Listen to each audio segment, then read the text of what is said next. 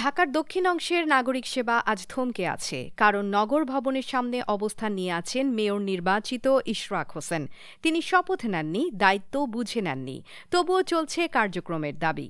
অনেকে বলছেন এটি একটি প্রতীকী আন্দোলন, আবার কেউ কেউ মনে করছেন এই পরিস্থিতিতে নাগরিকরা যে ভোগান্তিতে পড়ছেন তা কিভাবে মোকাবেলা হবে। জন্ম নিবন্ধন, নাগরিক সনদ, এমনকি কবরস্থান বরাদ্দ সবকিছুই যেন অনিশ্চয়তায়। ইশরাক হোসেন অভিযোগ করছেন সরকার সহযোগিতা করছে না। অন্যদিকে প্রশাসনের পক্ষ থেকে বলা হচ্ছে কার্যালয় দখল করে রাখা হলে নাগরিক সেবা ব্যাহত হয়। এমন পরিস্থিতিতে সাধারণ মানুষ যেন এক প্রকার বন্দী হয়ে পড়েছে রাজনৈতিক দ্বন্দ্বের মাঝে।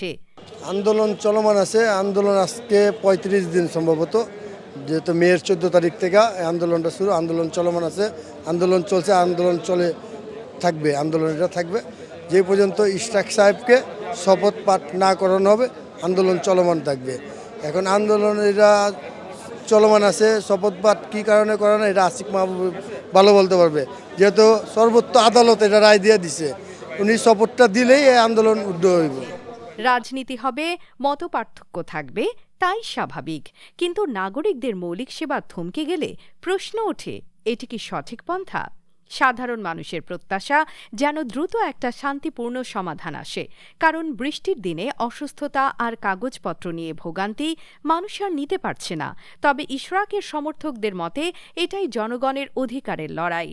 আসল প্রশ্ন হচ্ছে, এই লড়াইয়ে পথ ও পদ্ধতি কি এমন হওয়া উচিত, নাকি আলোচনার মাধ্যমে একটি সম্মানজনক সমাধানেই ভবিষ্যতের রাজনীতি আরও দৃঢ় হবে?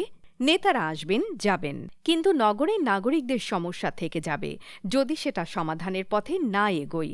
ইশরাক হোসেন কি পারবেন নিজের শপথ ছাড়াই দায়িত্বশীলতার এক নতুন দৃষ্টান্ত স্থাপন করতে? আপনি কি ভাবছেন? মন্তব্যে জানান, আর ভিডিওটি শেয়ার করুন যেন প্রশ্নগুলো পৌঁছায় যথাযথ জায়গায়।